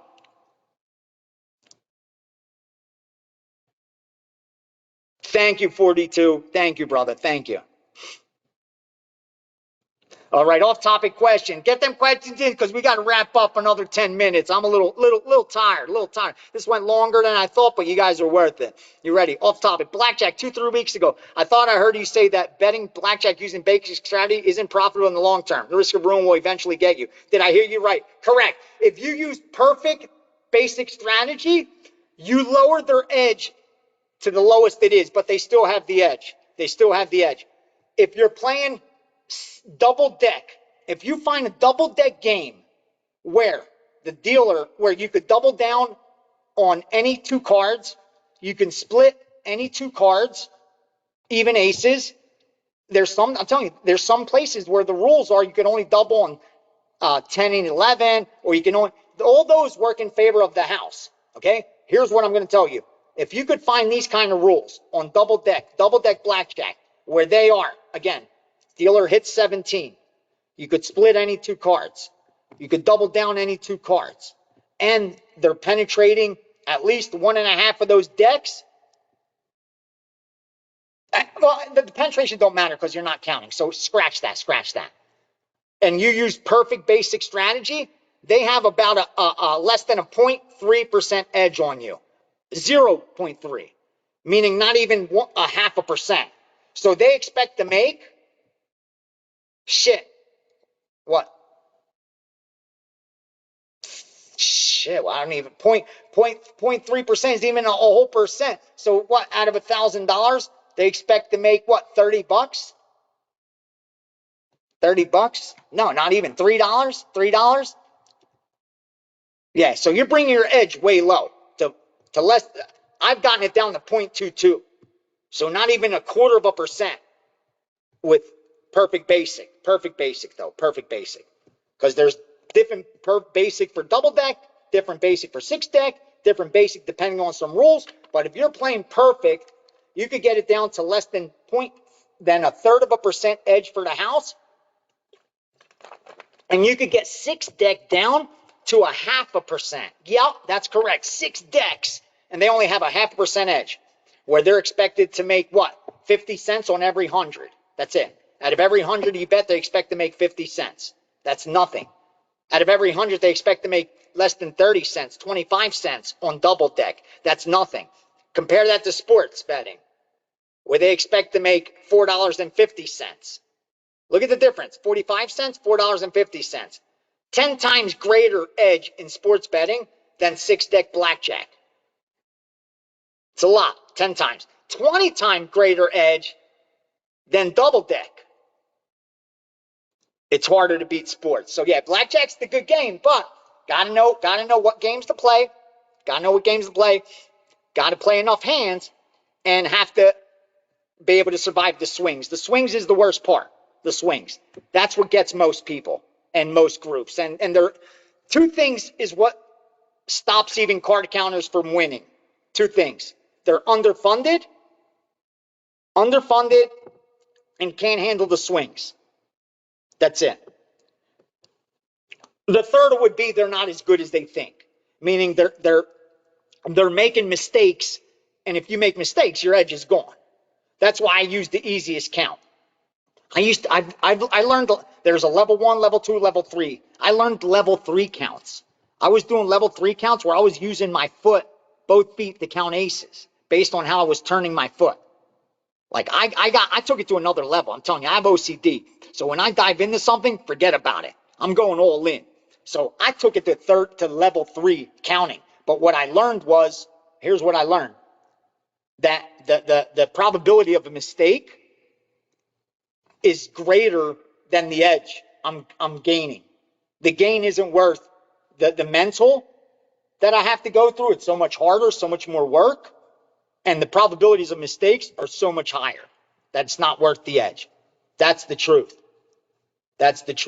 Now, I'm the one in med school and just wanted to say thanks again for the free public steam room. My pleasure, C Money. And like you're doing the right thing, like I told you. You're set. You're taking the right road. You're already on that path to success, to job success and financial success. Now, the only thing to focus on your personal success, your life, your family, your spouse, your partner in life. if you have kids, like that's the stuff to get in order. And remember, like we talked about, trust but verify, or don't trust at all. If you can't verify, don't trust nobody. Nobody. Thank you, sir. Thank you, Will. Let's fucking go. Thank you, sir. 365. That's what we do. That's what we do. I'm here to do it every day. Every fucking day. Yeah, Bill, you started at the low point too? And my man signed up for a year. Listen, it's almost a good thing to go through that fire, because then you saw, look, if I just do the right thing, look what happens. Even after fucking getting crushed, if I just do the right thing, good things going to happen. That was even the best example. A lot of times it's the opposite. Guys come in, I'm red hot, and they're like, fuck, why am I only betting 0.25, 0.50? If I was betting double that, I'd have made double the money. And that becomes the killer, because they're over betting my edge. I can't beat that. You can't bet like that and expect me to win for you. That ain't my fucking fault. It's your fault. Like, if you're over betting your bankroll, don't blame me when you lose your money, because I'm the one telling you it's going to happen. Even with my picks, I'm telling you it's going to happen. So don't come back crying to me if you're over betting your bankroll. So that's the key. That's the fucking key. And that's what Bill Welch did. Sorry, I said your last name. Forgive me, Bill. Forgive me, Bill. That's what this gentleman did. Even after losing, he played it right, and that's why he's here for another year. Thank you. Thank you. I appreciate you so much. Thank you, Ernesto. God bless you and your family. Thank you. God bless you and your family. I swear to you, my heart, my soul, everything is with you guys. Dude, I want you to win, like, more than you can imagine. That's what this whole thing's about. That's why I reached out to Gianni a year ago and created this. Like, for me to have to do this every week, I'll be honest, sometimes, especially today, what was going on before I jumped on, not ideal. That much I can promise you. This was not the ideal time to have a chat. And it happens a lot where things are going on or it's just not convenient. But I make sure I do it. Unless I'm just so sick. I think I missed one because I'm just so sick, dude. Like, sometimes you just can't even think clearly, you know? But otherwise, because it's so important. Because forget the picks. Without understanding how to bet them, they don't matter. The picks matter very little. Remember, just like the blackjack, if you can't go to the table with cocktail waitresses, with people, with noise, with pit bosses staring, and pull it off, all that knowledge isn't going to matter. It's not going to matter. So I'm telling you now, we are in such a good position because luckily I've done enough in this industry where I have a network of information that very few people, and this is not a brag, but I can promise you that very few people will ever in their lifetime get a hold of. Like, it's very hard. It's very hard. And I just got very lucky the road. Not even lucky. It's just a victim of circumstance and environment. It's just where I was born, and you guys know the story. That's all it is.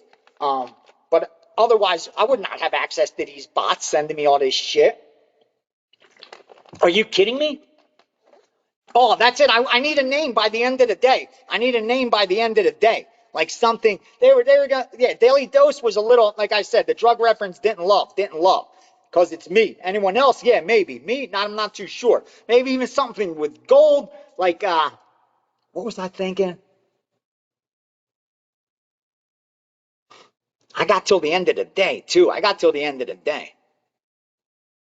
Yes, you're absolutely right, Jewish Better. You're absolutely right. It's the bad thing for you, dude. No. I say that to a lot of everyone, to myself too. When I say a lot for me means I did it more than twice in a week, and I felt like that. I felt like and I was being lazy. But I know that people that fuck up all day, every day. You're absolutely right. It definitely kills ambition, and is not suitable for everyone. And I've made that mistake where I've used it for exactly those wrong reasons. I think you should only. I think the best way to use like a drug like marijuana would be if it enhances your experience. Meaning only use it to enhance a particular experience. Like maybe it's a movie and you just get into it more when you smoke. Maybe it's a good meal and you just enjoy it more when you smoke. Maybe it's sex and you just enjoy it more when you're high. Like, then do it at those times to enhance it. Because you're not fucking all day. You ain't like eating all day. You ain't, watching movies all day. I hope not. So at least the last two. But then to enhance experiences, I can't argue that. Life's hard, man. Life's hard. And I don't blame people for sometimes needing a little escape. But again, it's what you can handle. And so I agree with everything you're saying, because I think everybody's different. Some people it does ruin their lives. So I would never encourage drug use, but I understand it in 2024. I definitely understand it. Unfortunately, sadly. I mean, listen, man, things are fucking tough. You see how expensive shit is? I know shit. Dude, people's car insurance has gone up like 10, 20x in a year. I don't know anyone's pay that's gone up 10, 20x. Look at the interest rate. It's fucking sick. So I get it. I mean, I don't think it's good. I don't think it's something you should use as a crutch, but I'm no one to judge anybody, man. I don't judge people, at all. I've never judged anybody for anything they do or anything they've done. I don't know what life they've gone through in their lives. Who the fuck am I to judge them? Their life could have been a billion times harder than me. And if I was put in that position, I may have made even worse decisions. Like, sometimes all you have are bad choices. So any one you're going to make is bad. Like, unless you've been taught good choices, sometimes all you're going to do is make bad ones. And that's just how it is. So, like, if you're lucky and you have good environment around you, good people around you, then fortunately you're going to have good options too. Then it's on you to do the right thing.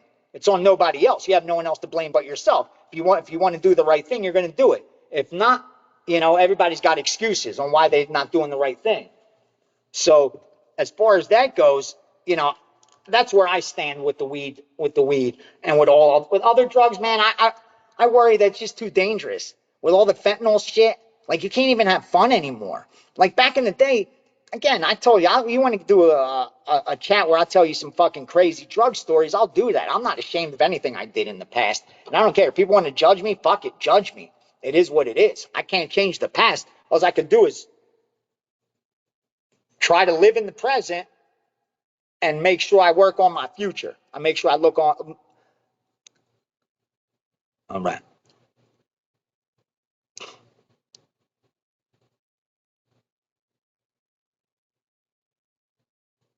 Yes, James. If you see plus 1.5 at minus 110 and others are charging that high of a price, it's an offline. I definitely would take advantage of it. Especially if you see like at Pinnacle has the offline. Like, it has that. If Pinnacle has minus 135 and your guy has minus 110, hit the 110. Hit the 110. Pinnacle's going to be right more times than your guy. That much I can promise you. Yeah, thank you, Jewish Better. That's most people don't. Most people don't stick it out. Most people just ride you when you're hot, and once you're cold, they jump off. And most make the biggest mistake. Most picks up buyers, they buy at the worst times. They buy hot streaks that are unsustainable from losing bettors. Like, that's the perfect storm for a cold streak to happen. Number one, you ain't nobody, not even me or fucking the best Billy Walters isn't sustaining 70% win streak at minus 110. Nobody's going to sustain that. That's not possible. Like, so that. But as far as like guaranteed to wait, what? Yeah, no. Now I get what you're saying, Jewish Better. You're absolutely right. Most people, even if guaranteed to win long term, they're not going to they don't have the patience for the long term, for the end of the year. So few do. That's what books bank on. Why do you think all over social media all they do is show how $2 turned into 200,000? Because they want everyone doing that. Why? Because they have the whole biggest holds. Remember how I told you, laying 11 to 10, $4.50 out of every 100 they expect to make? You know how much they expect to make on your parlay? $40 out of every 100. 40. 40. That's correct. 40. Yeah.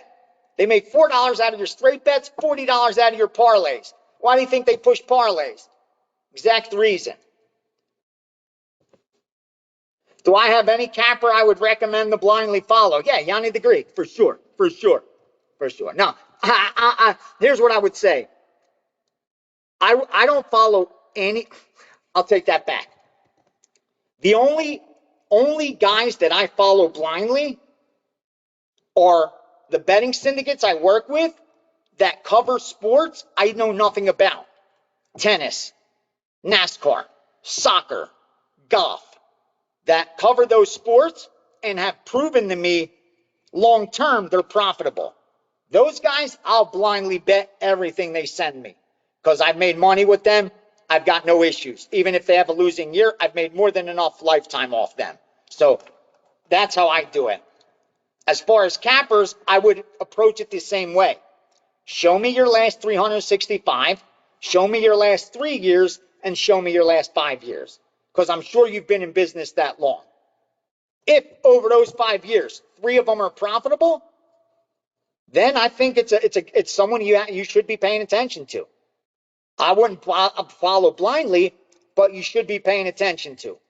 Now, if he won 5 out of 5, yeah, I'd highly consider maybe following blindly, especially if you don't have a big opinion of your own, and you're honest with yourself and you concluded you don't have an edge.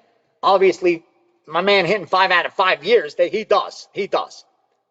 Because if you could go, like, here's how a lot of syndicates know, like, if over 2,000 bets you could hit over 55% at minus 110, then they believe that you have a 60% chance to do it again over your next 2,000.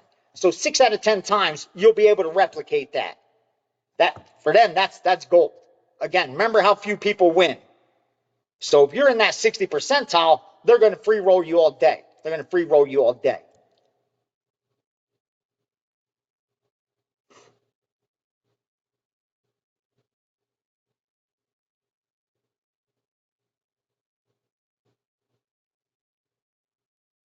Thank you, Gene. Thank you. And please, you're 5 months in. 6 months from now, at the end of the year, you're going to be double as sharp. 2 years from now, so much more sharper. Like, you're just absorb it. You're now a sponge absorbing everything. Absorb it all. Absorb it all. As much as you can. As much as you can. But the key is trying to build the correct foundation. And the only way you do that is by following the advice of winning bettors. See, unfortunately, most of the content comes from losing bettors. So you have to be cautious what content you consume, because a lot of guys are just talking out their ass. And most of the shit they're saying just isn't even factual, let alone profitable. So be careful with that, but try to absorb as much as you can.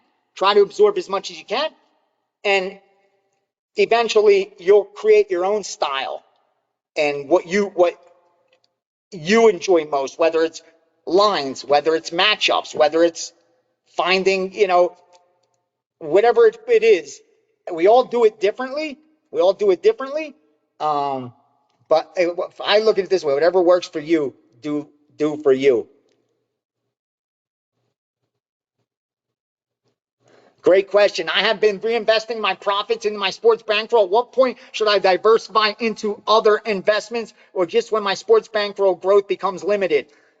That's what I did. For me, I waited till it became limited because I was making money hand over fist with sports betting, that I wasn't looking elsewhere. But once I saw that I hit a wall with sports betting, I knew I had to go elsewhere and protect this money. See, you're in one of two modes. You're in wealth creation or wealth preservation.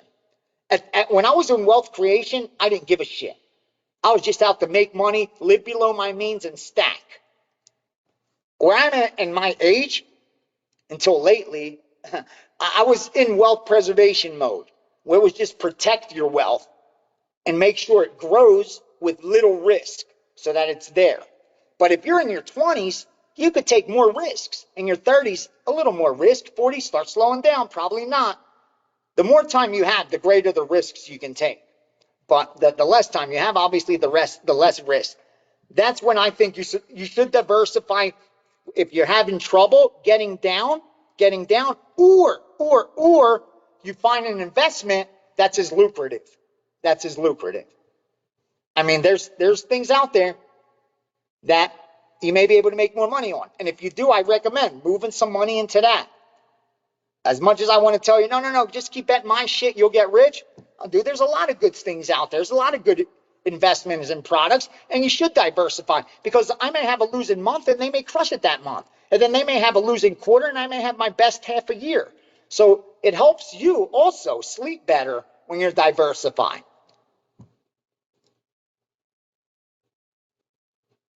Something with evening the odds. I like that in the name, or something with peeking behind the curtain in the name. I like it. I like it. I like it.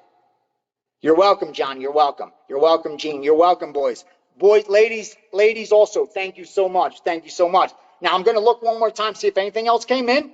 I'm going to look one more time, see if there's any questions. Then I'm going to let you guys go. This was a good one. We went too long, not too long, but longer than we should have probably.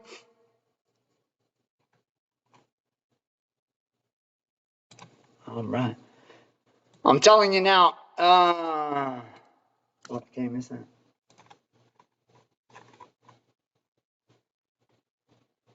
Basketball. Okay, it's still 6. All right, cool. Nothing there. Sorry, so nothing there. Let me look one more thing.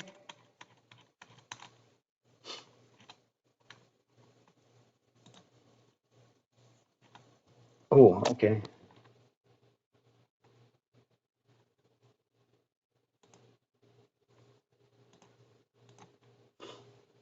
Oh, this is off. Okay, this is college baseball.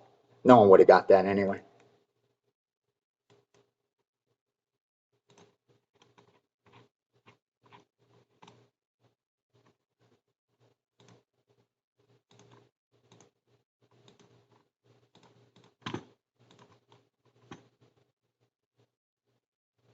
Oh, I even saw some. Yeah, I wouldn't bet that WNBA. Someone asked. Honestly, I just gave an opinion. Saw some line. I wouldn't bet a penny on the WNBA tonight. That single game. I'm just keeping it real with you. I'm just keeping it real. All right. That looks like it's it. Let me look at any last question and we could wrap. Will your morning videos include the plays you have moved for your short list similar to? Yes, yes, yes, yes. Splitting aces with ace. I like it. Splitting aces. I like it. I like it. I like it. Yes, yes, for sure. For sure. It's going to include information that we're not even betting as premiums. I'm going to share it. Absolutely. Absolutely. Like today, there was one or two, let me see, I'll tell you now, that I didn't bet, and I'm like, I would have gave these out. Over 5.5, Dodgers Cincinnati. Over 5.5, Dodgers Cincinnati. I like over 5. I would have bet it. 5.5. I didn't fuck with it. We went over 10. But see, I would have shared that. I would have shared that. Just like St. Louis. St. Louis also as a dog. I didn't bet it. I would have shared it. I don't even know how they're doing. And where is it? Cleveland, LA Angels under 7.5. Cleveland, LA Angels under 7.5. And then under 4, first 5, Washington, Seattle. See, those are steam moves that I moved for these groups that I didn't bet because I didn't lean that way. I didn't get confirmation. I didn't like the signs. I pass. I don't blindly follow everything because baseball, I have a pretty good opinion through the years. So that's why. But yes. The segment's coming after the weekend, and I'm really excited for what's ahead. I love you guys. Have a great Memorial Day weekend. Be safe. Enjoy the time with your families. Thank you for all the kind words. Thank you for your time. So many that came today. Sorry we went long, almost 2 hours. A lot of questions. We covered a lot. Remember, 0.25, 0.50, 0.75, 1%, 1.25. Just do it. Do it for yourself. Do it for yourself. Even if you have a $500 bankroll, don't use my shit. Don't pay for my picks. Do it on your own picks. Do 0.25, 0.50, 0.75, 1%, 1.25. Regardless, if your bankroll is only 200, 500, 1,000. Like if you have a $1,000 bankroll, I don't want you joining up with me for this room. It's not. You can't. Again, no disrespect, but you don't have the bankroll for it, so it wouldn't be lucrative. It would be foolish. But you could still do it for yourself. Bet 0.25, 0.50, and see how much better you're going to do than when you randomly just pick numbers out of the sky. So I love you guys. I appreciate all the support. Don't forget, it's better to sign up long term than to play those weekend bullshit. You know what's going to happen December 31st. Join, jump on board. The party's still rolling. The train hasn't left the station yet. We're still just sitting there, chop, chop, chop, chop, chop. It's coming. Love you. Have a great night.